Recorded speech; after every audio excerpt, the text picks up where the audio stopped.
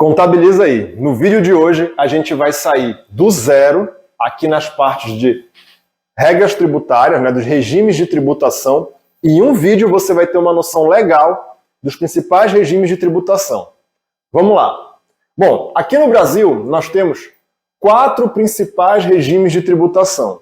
Nós temos o lucro real, o lucro presumido, o simples nacional e o lucro arbitrado. O simples nacional, ele vai ter um braço aqui, ele vai ter um filhinho que é o MEI. A gente vai explicar de maneira resumida os principais.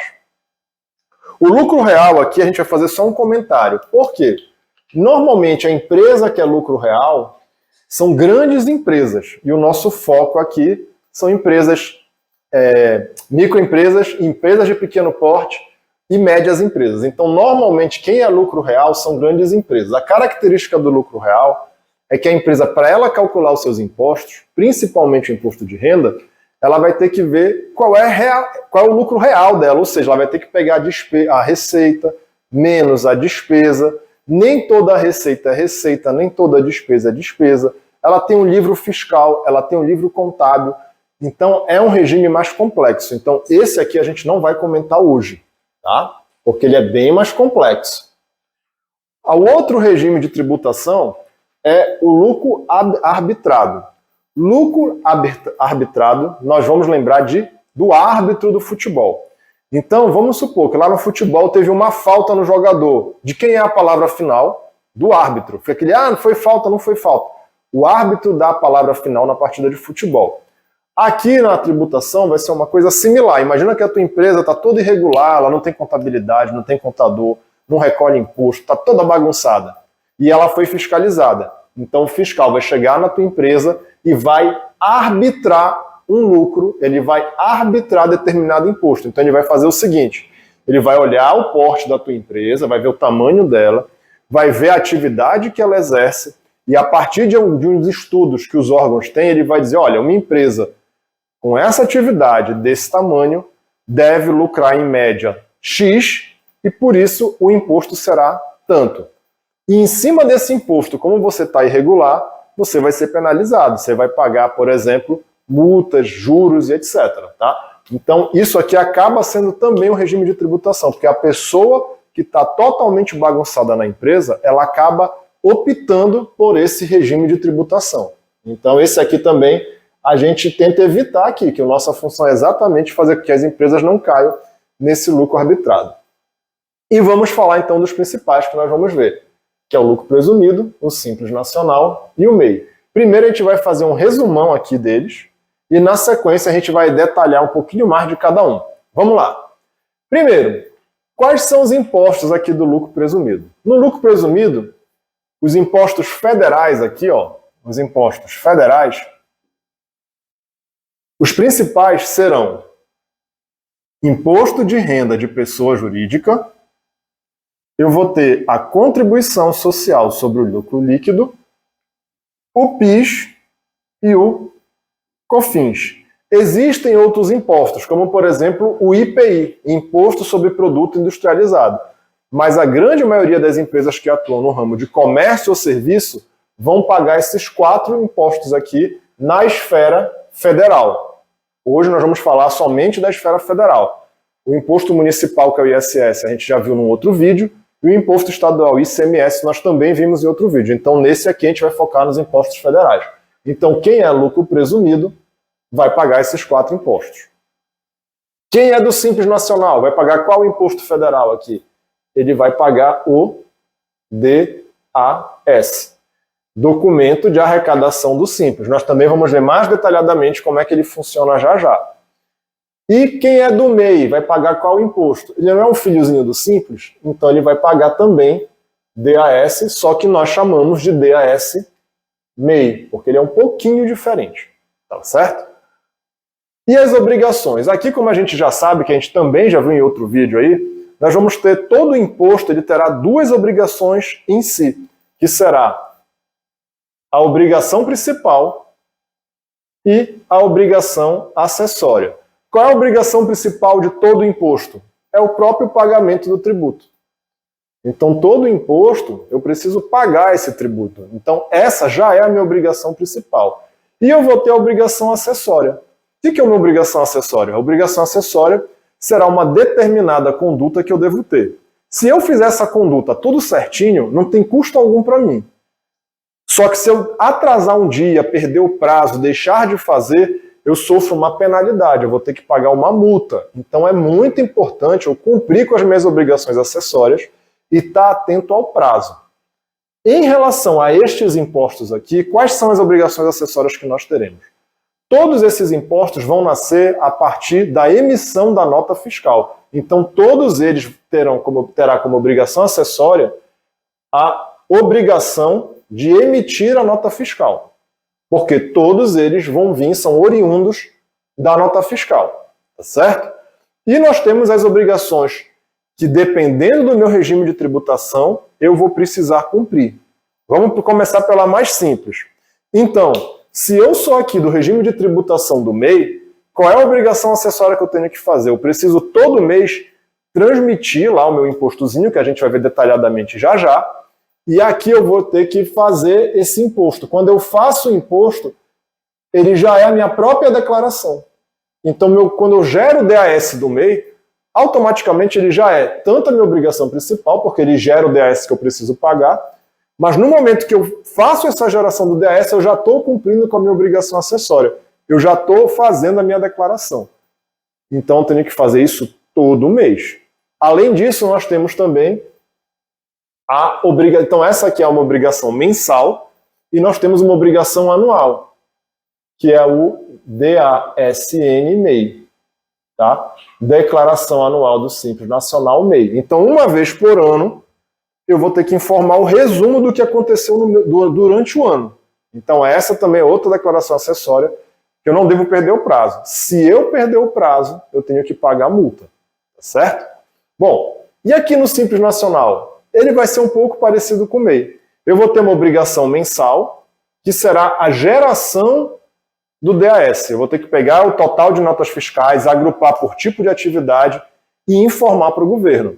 Todo mês eu preciso fazer isso.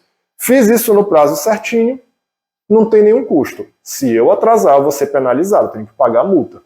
E aqui também, quando eu gero o DAS, ele também já é a minha declaração acessória. Eu vou fazer junto as duas coisas. Eu estou gerando o imposto e automaticamente eu estou fazendo a minha declaração acessória. E ele também terá uma declaração anual, que é chamada de DEFIS.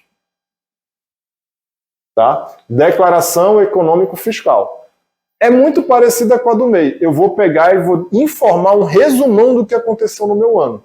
Só que ele é mais detalhado porque se trata de uma empresa um pouco maior que o MEI. Então vou ter que informar se o sócio teve distribuição de lucro, qual foi o saldo no meu caixa, como é que foram as minhas mercadorias, quantos funcionários eu tinha no início do ano, quantos eu tinha no final. Mas o que eu preciso gravar? Que eu tenho essa declaração anual, chamada de DEFIS, e que se eu atrasar essa declaração, eu também vou sofrer uma penalidade, eu tenho que declarar no prazo certinho. E por último, nós temos aqui o lucro presumido. O lucro presumido, ele vai ser um pouquinho mais complicado. Por quê? Eu vou ter que gerar os impostos aqui, ó, vou ter que gerar os 4 impostos. Quando eu for gerar o imposto, a gente tem um videozinho detalhadamente sobre o lucro presumido, eu vou ter que ver qual é o período de apuração do imposto. Então vamos lembrar rapidinho aqui, ó. O imposto de renda e a CSLL, eles têm apuração trimestral. Então eu vou juntar janeiro, fevereiro e março. Em abril eu faço o cálculo do imposto. Então, a primeira coisa que eu vou ter que fazer é calcular o imposto. Né? Se for o PIS e o COFINS, eles têm apuração mensal. Então, todo mês eu vou ver se a minha empresa teve lá nota fiscal e em cima da nota eu vou calcular o PIS e o COFINS. Então, o PIS e o COFINS, todo mês eu vou mandar a guia e o trimestral a cada 3 meses. Claro que nós vamos ter que ver também se houve retenção ou não, que a gente também tem um videozinho falando sobre isso. E caso tenha retenção, vai dar zerado. Mas o que interessa é que a apuração, o cálculo, eu vou ter que verificar esse imposto todo mês. Tá? Então, essas aqui são as obrigações principais do lucro presumido. O que é a obrigação principal? Pagamento do tributo. Então, são os tributos que eu gero aqui. E eu vou ter também as obrigações acessórias. Eu tenho explicado o seguinte, a gente está no momento, toda vez que a gente está no momento de transição, então a gente tinha um sistema antigo e nós estamos migrando agora para o expédio fiscal, que é um sistema muito mais moderno. A Receita Federal consegue cruzar informações de uma maneira muito mais eficiente, inclusive pegando os órgãos estaduais e municipais. E nesse momento de transição, a gente acaba tendo que fazer tanto o jeito antigo quanto o novo. Então ele vai ter obrigações acessórias, tanto antigas quanto novas. Quais são elas? Vamos falar as principais aqui. Das obrigações antigas, eu vou ter que fazer a DCTF. Tá? Declaração de Créditos e Tributos Federais. Aqui dentro, eu vou basicamente informar toda essa minha apuração que eu fiz aqui, eu vou transcrever para cá. Todo mês. Eu tenho que fazer a DCTF todo mês. Tá certo?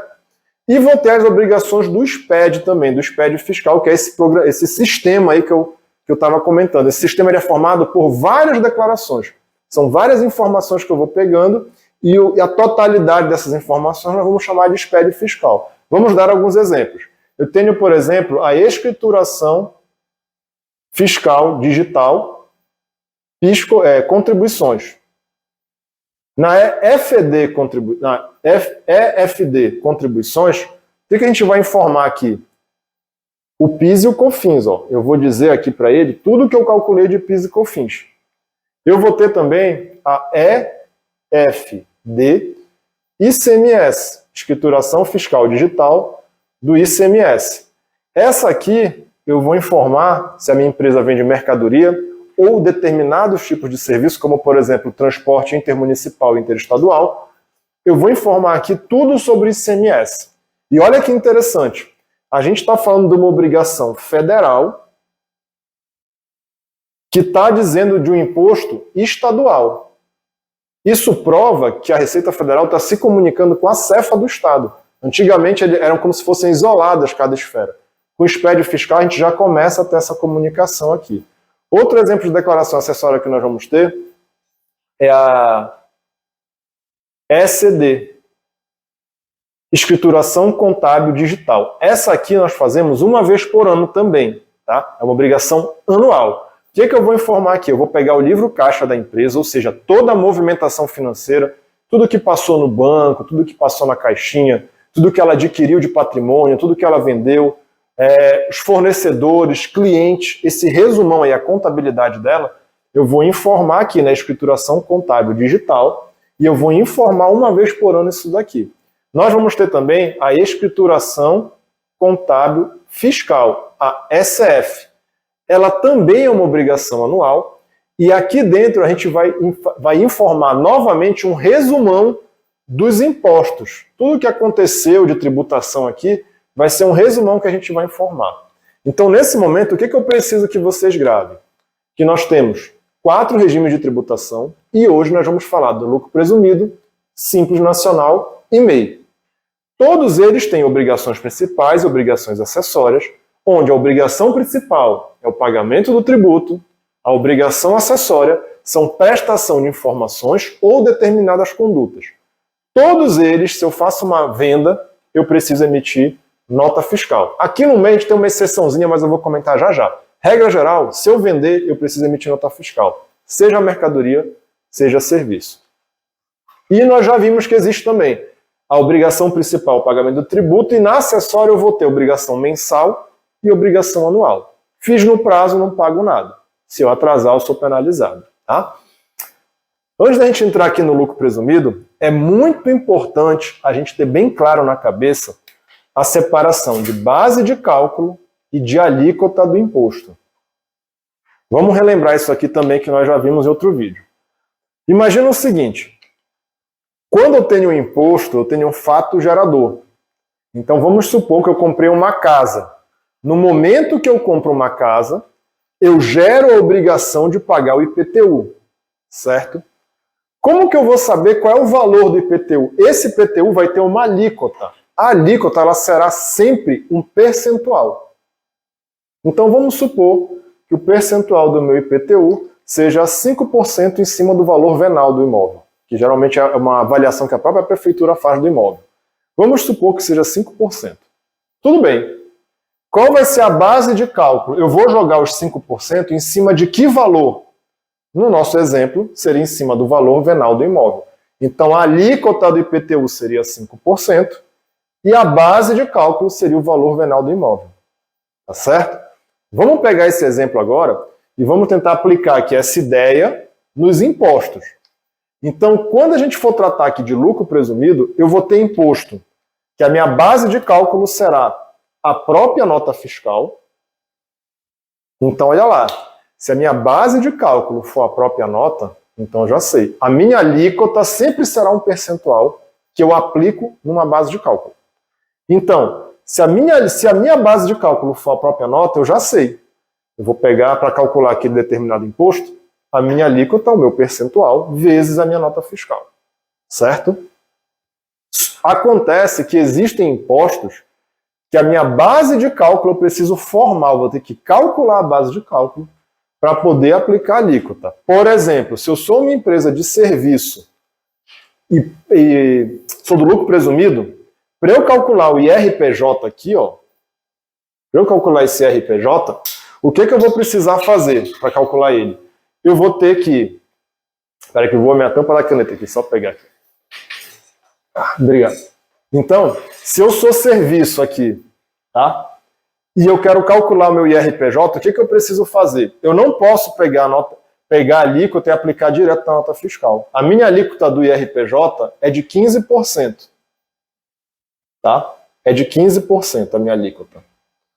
Só que lá na legislação fala que para eu jogar os 15%, eu devo aplicar sobre a base de cálculo do IRPJ, que será, segundo a legislação, a nota fiscal vezes 32%. Então, vamos supor que a minha empresa faturou 100 mil reais. A gente vai ver detalhado isso daqui novamente. A minha empresa faturou 100 mil reais. Se eu for calcular o IRPJ, eu vou ter que fazer 100 mil vezes 32%. Aí eu vou tirar a minha base de cálculo. E em cima dessa base de cálculo, eu aplico os 15%. Tá? Mas eu vou explicar isso mais detalhado agora. Bom, lucro presumido. O que a gente precisa saber sobre o lucro presumido? Olha, por que o nome é lucro presumido? Ele presume o quê? Ele presume que, de acordo com a sua atividade da empresa, de acordo com um estudo prévio feito pelos órgãos, quem, por exemplo, é serviço, fatura, em média, tem de lucro, em média, tantos %. Então, na verdade, ele vai estimar qual é esse lucro. O lucro dele não vai ser receita menos despesa, não vai ser essa continha. Ele vai achar o teu lucro por estimativa, ele vai pressupor que, de acordo com a tua atividade, você tem aquele determinado percentual de lucro. E aqui nós temos alguns aqui, ó. Então, aqui no caso do IRPJ, nós separamos de exemplo. Segundo esse estudo do governo, quem vende gás natural ou combustível, lucra em média 1,6%. Tá certo? Quem trabalha com transporte de cargas, indústria ou comércio vai lucrar em média 8%. E serviços em geral lucram em média 32%. Então lembra que a gente comentou aqui sobre base de cálculo e alíquota? Para eu calcular o IRPJ, eu vou ter que saber muito bem aqueles dois conceitos. Qual é a alíquota do meu IRPJ? Qual é o percentual fixo? Tá aqui, ó. É 15%. É a alíquota do meu IRPJ. Tá? Agora, qual é a base de cálculo dele? Depende. A base de cálculo vai depender do tipo de atividade que eu exerço. Então, se eu sou um comércio, para eu calcular o IRPJ, eu vou ter que pegar o meu faturamento, pegar o meu total de notas fiscais e multiplicar por 8% aqui, ó. Aí esse resultado eu vou aplicar a alíquota. Então, eu primeiro acho a base de cálculo. Às vezes a minha base de cálculo é bem facinha, tem imposto aí que a gente vai ver, que eu pego a nota e multiplico pela alíquota, acabou. E tem imposto que eu preciso primeiro achar a base de cálculo. No nosso exemplo aqui, ó, vai depender da minha atividade. Então, de acordo com a minha atividade, é uma base de cálculo. Quais são as duas principais que nós utilizamos aqui? É o comércio, que será de 8%, e serviços, que será de 32%. Tá bom? Então, esses dois aí são os principais. Lembrando que serviço ele tem algumas exceções. Por exemplo, Se eu faço transporte de cargas é 8%, apesar de ser um serviço. E a gente quer chamar atenção também para os hospitais. Tá? Imagina que você tem uma clínica médica. Qual é a base de cálculo que eu vou utilizar para uma clínica médica? 32%. Então, se essa minha clínica médica faturou 100 mil e eu quero achar o seu imposto de renda de pessoa jurídica, como é que eu vou fazer a continha? Se ela faturou 100 mil, eu vou pegar nota fiscal aqui, ó. Essa clínica teve de nota fiscal 100 mil reais. Eu quero achar o IRPJ. Como é que eu vou fazer a continha? Eu vou pegar 100 mil reais, vou encontrar a base de cálculo dela, da minha clínica. Essa clínica não é serviço? Então vai ser 100 mil vezes 32%, que dará 32 mil. Achei minha base de cálculo. E vou multiplicar isso aqui pela alíquota do imposto, que é 15%. A gente fazendo essa continha aqui, nós vamos chegar no resultado de R$ 4.880. Opa, 4.800, se não me falha a memória. Só confirma para mim, por favor. Tá? Então, é assim que a gente acha o imposto. Por que eu quero destacar a questão do hospital? Ora, se eu sou uma clínica médica, é 32%, o hospital, pela lógica, seria 32%, porque são atividades semelhantes. Tá? Mas não é o que acontece aqui. No hospital, a lei fala que se você for hospital, você vai ter como base de cálculo 8%. Uma tributação menor. E aí, várias pessoas aqui questionam, poxa, mas eu faço determinados procedimentos estéticos, dermatológicos, eu faço uma endoscopia, eu não posso ser hospital. Então, por quê? Se a minha base de cálculo for 8%, você vai fazer essa continha aqui, como é que eu faria?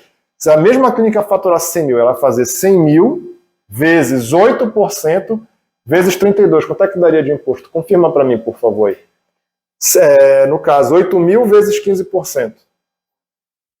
Vamos confirmar aqui quanto é que daria. Ó, o que acontece aqui?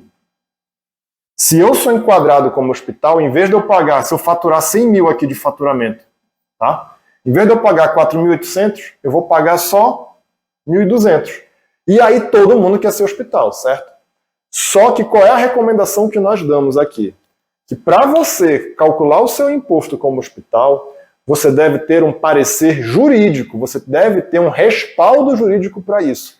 Pelo menos uma decisão em primeira instância. Porque isso aqui é algo subjetivo.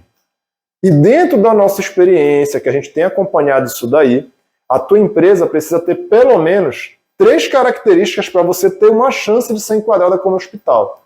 Ela tem que funcionar 24 horas, ela tem que ter médicos no seu corpo de funcionários e ela tem que ter leitos para internação.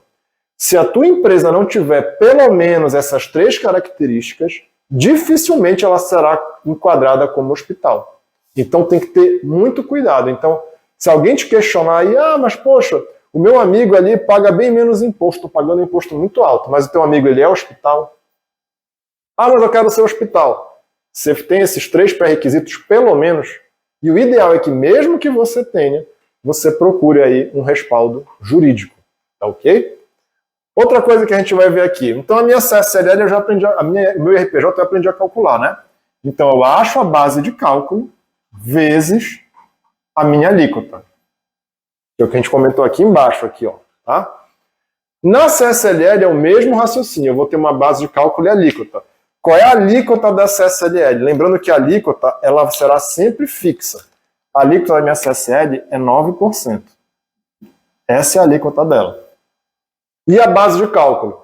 Vai variar de acordo com o tipo de atividade. Nós vamos falar da principal aqui, que é serviço. Se for serviço, a minha base de cálculo será de 32%. Multiplicando isso aqui, vai dar uma alíquota de 2,88%. Então, eu preciso gravar que no IRPJ e na CSLL, para eu encontrar o meu imposto, eu primeiro calculo a base de cálculo para depois aplicar a alíquota. Qual é a alíquota do IRPJ no lucro presumido? 15%. Qual é a alíquota da CSLL? 9%. Qual é a base de cálculo? Eu preciso verificar as atividades. Se for serviço, que é o que a gente mais atende aqui, será de 32%. Tá certo? E o PIS e o COFINS? O PIS e o COFINS, depois que eu aprendi a calcular isso, fica muito fácil. O PIS, a minha alíquota é 0,65 e o COFINS será de 3%. Por que eu falo que é mais fácil?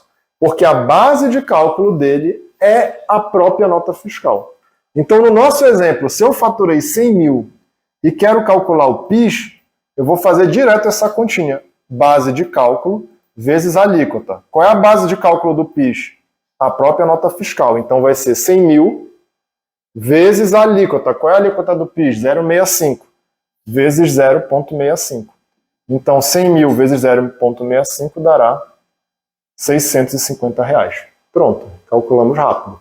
O mesmo raciocínio para o COFINS. O COFINS será, qual é a base de cálculo do COFINS? A nota fiscal, vezes a alíquota, 3%.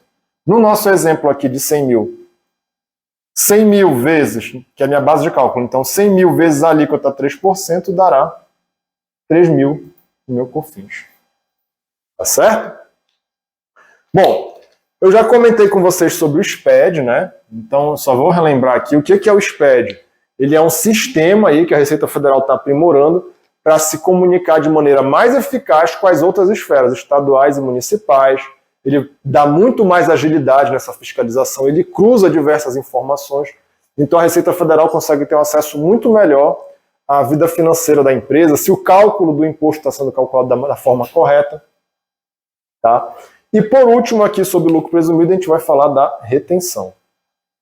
O que é a retenção? Vamos lembrar lá, a retenção nada mais é do que a antecipação do pagamento do imposto. Ele vai ser retido na fonte. Vamos supor que eu emiti essa nota de 100 mil aqui. Em vez de eu pagar os 3 mil reais de COFINS aqui, então eu faço a nota, recebo e depois pago, quando eu fosse receber esse dinheiro, em vez de eu receber 100 mil, eu iria receber só 97 mil, porque 3 mil eles vão descontar na fonte. Lembra disso aqui? A gente viu um vídeo sobre isso. Tá? E o que eu quero chamar a atenção aqui? Se eu sou do lucro presumido, eu posso fazer retenção. Então, se eu estou tomando um serviço, se eu estou recebendo um serviço, e essa empresa é do lucro presumido, eu posso ter que fazer a retenção. Talvez eu tenha que reter na fonte. Eu vou descontar dessa pessoa um pedaço do imposto e eu vou repassar para o governo. E eu posso sofrer retenção. Então, se eu estou prestando serviço, pode ser que o meu tomador lá tenha que descontar já antecipadamente o meu imposto. Então, no caso da retenção do lucro presumido, eu posso fazer retenção e sofrer retenção. Tá? Então, aqui a gente já saiu do zero. Agora você já tem uma ótima noção do que é lucro presumido. Em outro vídeo, a gente vai ter um videozinho falando 100% lucro presumido. Hoje é só para a gente sair do zero, para a gente ter uma noção de como funciona cada um. A gente vai começar a falar um pouquinho agora sobre o Simples Nacional. O Simples Nacional, eu costumo dizer que de simples só tem um nome, porque o Simples Nacional é complexo pra caramba. Então, primeiro, para que a minha empresa possa fazer parte do Simples Nacional, eu tenho que solicitar. Então, vamos pensar o seguinte. A minha empresa foi aberta. Vou recolher o primeiro imposto. Regra geral, ela vai ser do lucro presumido ou do lucro real. Na verdade, a gente costuma dizer que o regime geral de tributação das empresas é o lucro real. Tá? Mas, na hora que eu vou fazer o primeiro imposto, eu vou fazer o pagamento do primeiro imposto, que eu tenho que preencher o códigozinho do DARF, que eu pagar esse imposto, se eu coloquei o código do lucro presumido, ela já vai para o lucro presumido.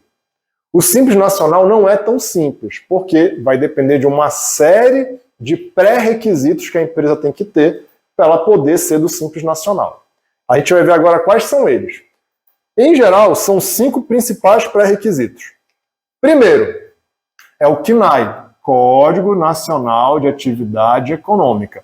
Ela tem que ter uma atividade, ela tem que exercer uma atividade que seja permitida ser do Simples Nacional. A gente costuma dizer que eu preciso ter uma atividade, um CNAE não impeditivo. Um CNAE não impeditivo quer dizer o quê? Que seja uma atividade que não é impedida no Simples Nacional. Ou que seja uma atividade que é permitida. Então a primeira coisa que eu preciso verificar é isso. Com o passar dos anos, a Receita Federal vem ampliando esse rol de atividades permitidas. Mas ainda existem algumas que são vedadas, que são proibidas. Por exemplo, se eu sou uma instituição financeira, eu não posso ser do Simples Nacional. Tá certo? Além disso, a empresa também precisa ser enquadrada como ME ou EPP. Olha como a gente viu em outro vídeo sobre isso e como as coisas vão se complementando, como é importante isso daqui. No momento que eu vou abrir a minha empresa ou se eu quero ser enquadrado no Simples, eu tenho que solicitar o enquadramento em ME ou EPP. Lembrando que ME na data de hoje é quem fatura até 360 mil e EPP na data de hoje, que esse limite foi ampliado recentemente, é quem fatura até 4 milhões e 800 mil. Então, eu preciso ser enquadrado como ME ou EPP. E eu vou lembrar também, quando você é enquadrado em ME ou EPP, lá na razão social da empresa, o que é a razão social? É aquele, eu brinco que é o nome verdadeiro da empresa, como se é o nosso nome lá no RG, é a razão social da empresa, é o nome da empresa. Ela vai ter que vir no final do nome dela essa expressão, ME ou EPP. ME é microempresa, EPP, empresa de pequeno porte. Então ela precisa ser uma atividade que seja permitida e precisa ser enquadrada como ME ou EPP. Terceiro, eu tenho que estar muito atento ao período de solicitação. Eu não posso pedir para entrar no Simples a qualquer tempo, não é assim que funciona. Eu só posso pedir para entrar no Simples em 2 momentos. O momento número 1 aqui, no momento da abertura. Então, quando eu abro a minha empresa, seja qual for o mês, eu vou ter um prazozinho aí, que geralmente são 60 dias, para solicitar o enquadramento da minha empresa no Simples Nacional. Se eu perder esse prazo, naquele ano eu não posso mais solicitar. Então, eu tenho que ficar muito atento. E o segundo será sempre no mês de janeiro de cada ano. A Receita Federal ela abre uma espécie de pré-inscrição em dezembro. Então você pode solicitar em dezembro, pode solicitar em janeiro. Mas eu só vou ser enquadrado no mês de janeiro de cada ano. E aí, se eu for enquadrado no Simples, vai valer durante todo aquele ano calendário, ou seja, de janeiro a dezembro daquele ano. Então, tudo isso aqui tem que ser concomitante, ou seja, tem que ser ao mesmo tempo. Então, eu tenho que ter uma atividade permitida, tenho que ser enquadrado em meu EPP, tenho que solicitar no período correto, que é no momento da abertura ou no mês de janeiro. A minha empresa também precisa estar regular, ou seja, ela não deve ter débitos pendentes. Então vamos imaginar que a minha empresa ela tem 5 anos já, minha empresa funciona há 5 anos, só que ela é de outro regime de tributação. E esse ano eu quis enquadrá-la no Simples. Então eu verifiquei, deixei só a atividade que pode ser enquadrada, enquadrei ela como ME ou EPP, estou no mês de janeiro, estou solicitando o meu enquadramento. Só que ela tem dívida. Opa, se a tua empresa tem dívida, o que eu preciso fazer nesse momento? Eu vou fazer um parcelamento, pagar a primeira parcela, que aí vai sair a certidão negativa, a tua empresa até pode ter dívida, desde que essa dívida esteja parcelada e em dia. Aí a tua empresa está regular, aí você vai poder ser enquadrado no Simples. E por último, que a gente tem que tomar um cuidadozinho, é o seguinte. Se o sócio tiver mais que 10% em outras empresas, para fins de enquadramento no Simples Nacional, os faturamentos se somam. Vamos ver isso com calma, que ficou meio complicado, né?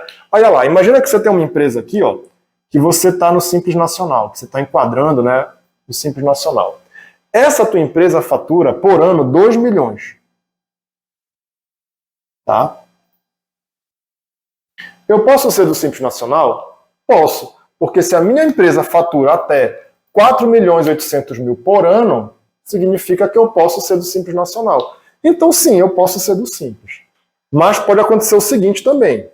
Você é um empresário, você tem a empresa número 1 aqui e você tem a empresa número 2. Essa tua empresa número 2, por exemplo, ela também é Simples Nacional. Só que aqui tu tem um sócio, aqui você tem sócio aqui também. Aqui você tem 50% da empresa, é teu, no capital social, nas tuas cotas. E aqui você vai ter 30% dessa empresa. E essa empresa aqui fatura mais 2 milhões. Cada empresa fatura 2 milhões. Opa, 2 milhões a gente ainda pode ser, desculpa, essa empresa aqui vai faturar 3 milhões. Tá? O que vai acontecer? Como o teu capital social está acima de 10%, para a Receita Federal, quando ela for olhar, a tua empresa pode ser do Simples? Deixa eu ver aqui. Opa, as tuas empresas estão faturando 5 milhões. Não pode ser do Simples, porque o meu total é até 4 milhões e 800. Tá dando para entender? Vamos pegar uma outra situação. Imagina que em vez de você ter 30% aqui dessa empresa, você vai ter só 5% dessa empresa aqui. Você pode ser do Simples nesse caso? Aí nesse caso a Receita Federal vai te olhar e vai dizer, ah não, você fatura só 2 milhões. Você pode ser do Simples, porque ele vai ignorar essa outra aqui. Porque você tem menos de 10% do capital social. Ela não vai levar em consideração isso daqui. Deu para entender legal? Então eu preciso ficar atento a todos esses pré-requisitos para saber se a minha empresa pode ou não ser do Simples. E para eu saber se eu estou no Simples, para eu fazer esse acompanhamento, quando eu faço a solicitação, eu vou lá no portal do Simples Nacional, acompanho se ela foi enquadrada, se foi autorizada isso, e fico durante o ano, de vez em quando, dando uma olhada se está tudo certo, se ela continua no Simples. Porque durante o ano também, se eu quebrar essas regras aqui, eu posso ser desenquadrado no meio do ano, ok? Outra coisa importante para a gente saber do Simples é do imposto dele. Quando a gente falar do DAS, muita gente confunde aí dizendo, o Simples Nacional paga um imposto único. É só o DAS. Não, não é um imposto único. Você paga um único boleto, você paga uma única guia. Mas, na verdade, esse imposto ele é um imposto unificado. Por que unificado? Porque quando eu pago o DAS, aqui dentro eu estou pagando um pedacinho de RPJ, eu estou pagando um pedacinho de CSLL, de PIS, de COFINS, um pedacinho de imposto municipal, que é o ISS, estadual, que é o ICMS, um pedacinho do INSS patronal, que é sobre a folha, e outros impostos, como, por exemplo, o IPI. Então, dependendo da minha atividade, sempre, eu vou pagar um monte de imposto aqui dentro. Então, isso aqui não é imposto único, ele é um imposto unificado. Por que unificado? Porque aqui dentro eu pago um pedacinho de vários impostos. A gente vai fazer um vídeo também 100% só sobre Simples Nacional e a gente vai detalhar um pouco melhor, porque a nossa ideia hoje é que você tenha uma noção geral dos regimes de tributação. Como é que funciona o cálculo do imposto do Simples Nacional? O cálculo do imposto do Simples Nacional ele vai utilizar de tabelas. Lá na lei, que é a Lei Complementar 123, ele vai dizer o seguinte, ele vai chamar essas tabelas aqui de anexos. Tá?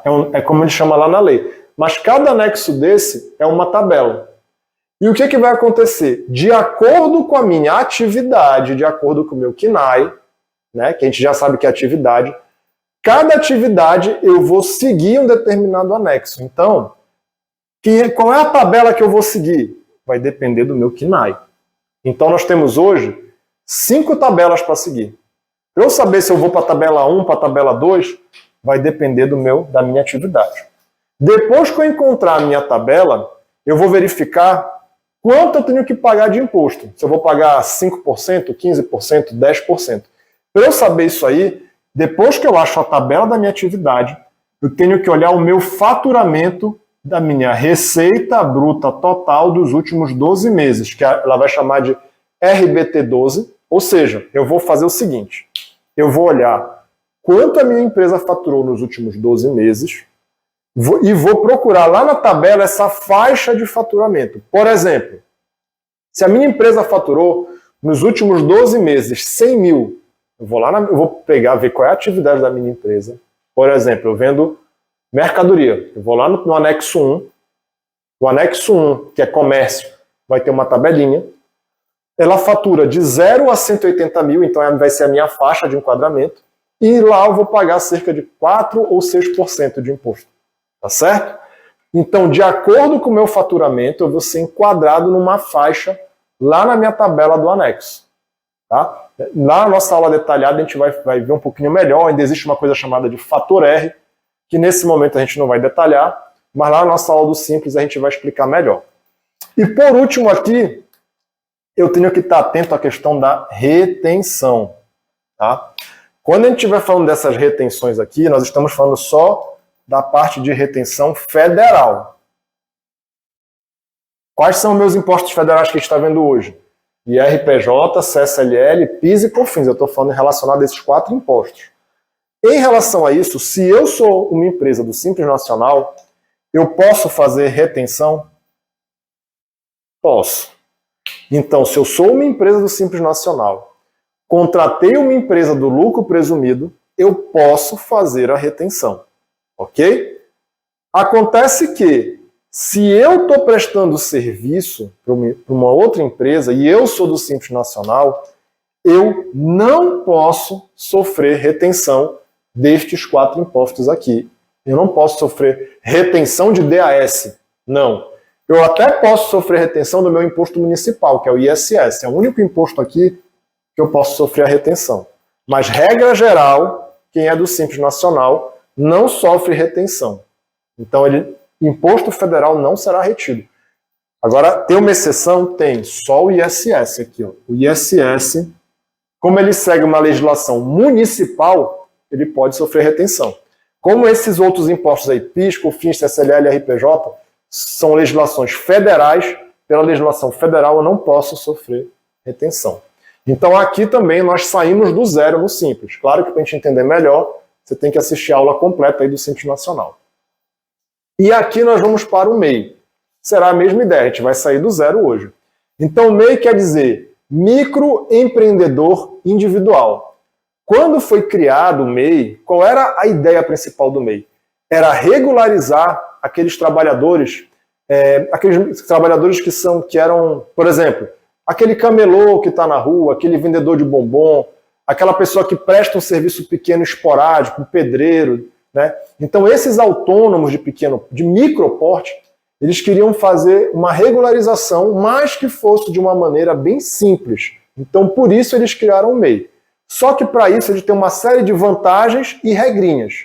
Vamos falar qual é a principal regra do MEI. A principal regra do MEI é que eu tenho limite de faturamento. Eu só posso faturar durante o ano, no máximo, 81 mil. Então, para eu ser enquadrado no MEI na data de hoje, eu só posso faturar até 81 mil. Tem projeto de lei em tramitação lá no Senado para aumentar esse limite, mas até o momento ainda não foi aprovado. Provavelmente eles vão aumentar, mas na data de hoje, o meu limite é 81 mil. Tem uma exceção também, que é o caso dos caminhoneiros, mas aí a gente vai falar de maneira específica do MEI na nossa aula 100% sobre MEI. Bom, vamos lá. Além de ter cuidado com esse limite aqui, qual é a preocupação que eu tenho que ter? Ele é proporcional à data de abertura. Eu não posso esquecer isso aqui. Então, se eu abrir esse MEI em janeiro, eu posso faturar naquele ano 81 mil. Tá? Se eu abrir esse MEI aqui em julho,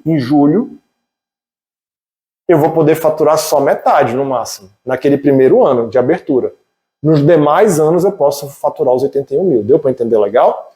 Se a gente pegar isso daqui e dividir por 12, ele vai dar uma média de faturamento de 6.750. Então, se eu abrir esse MEI em dezembro, naquele primeiro ano eu vou poder faturar no máximo 6.750, porque ele será sempre proporcional à sua data de abertura.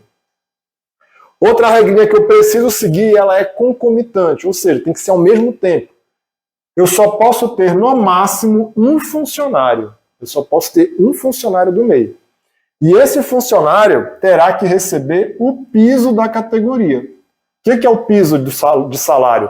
É aquele valor mínimo lá estabelecido de acordo com a função que ele desenvolve.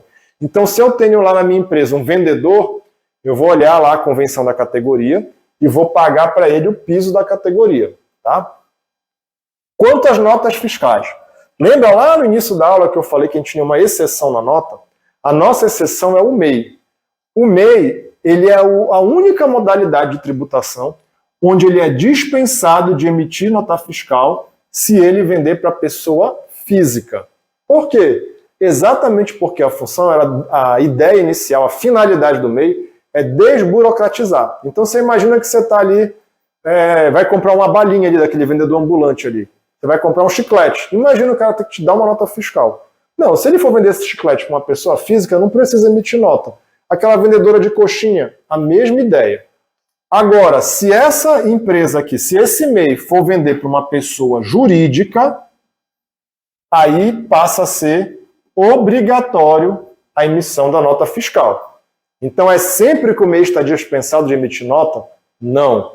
Ele é dispensado de emitir nota fiscal para a pessoa física.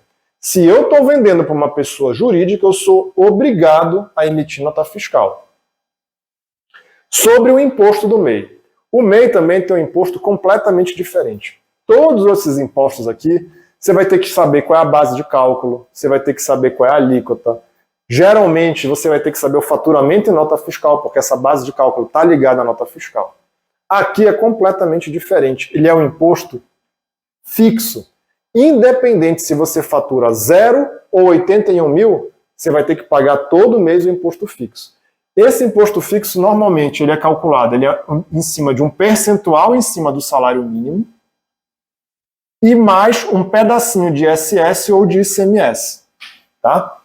O que interessa para a gente gravar nesse momento? Que é o imposto fixo. Por exemplo, independente de quanto eu faturar, eu vou pagar R$60 todo mês. R$60, R$60, R$60. Isso é o mais importante da gente gravar do MEI nesse momento. Agora, eu abri o MEI, não estou faturando nada. Não interessa. Todo mês você está automaticamente gerando essa dívida aqui, porque é um imposto fixo. Faturando ou não, declarando ou não, eu tenho que pagar todo mês esse valor do MEI aqui. E quanto ao INSS? Agora, olha que bacana. Se você faturar 81 mil, você vai pagar um valor fixo. E dentro desse valor fixo, você já está contribuindo para o INSS. Então, se você cumprindo um período de carência, né? O que é o período de carência? Você cumprindo aquele determinado número de meses mínimos de contribuição de maneira seguida, né? Eu não posso pagar um, aí esqueço o tempo e pago outro. Tem que ser de maneira seguida. Eu cumprindo com essa carência, eu passo a ter direito de alguns benefícios do INSS, como, por exemplo, se eu ficar doente, salário maternidade, aposentadoria por tempo de serviço. Tudo isso eu vou ter direito aqui só pagando esse imposto. Normalmente, essas empresas aqui, eu pago o imposto em cima da nota e pago o INSS. São coisas distintas. Aqui já vai aqui dentro. Então, olha que bacana. Você paga o imposto que é fixo, independente do quanto você fatura, e você ainda está contribuindo para o seu próprio INSS. Quanto às retenções, aí no caso, como a ideia é simplificar, MEI não faz retenção de PIS, COFINS, CSLL. Ele não faz retenção e não sofre retenção. O INSS, nós vamos ver num vídeo, quando a gente for detalhar só sobre MEI.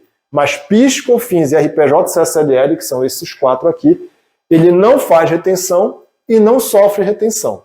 Tá ok? E por último aqui nós vamos comentar rapidinho sobre a folha de pagamento.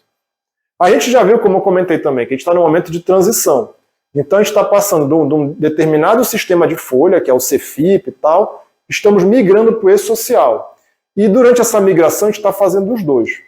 Aqui no MEI eles já simplificaram, eles criaram o e-social específico para o MEI. Então quando eu vou fazer a minha folha de pagamento, nós vamos fazer ela utilizando especificamente o programinha do MEI aqui. E tem uma série de regrinhas que a gente também vai ver quando a gente for fazer um vídeo só sobre o MEI. Tá ok? Dá uma força aí, se inscreve no canal e na próxima a gente continua.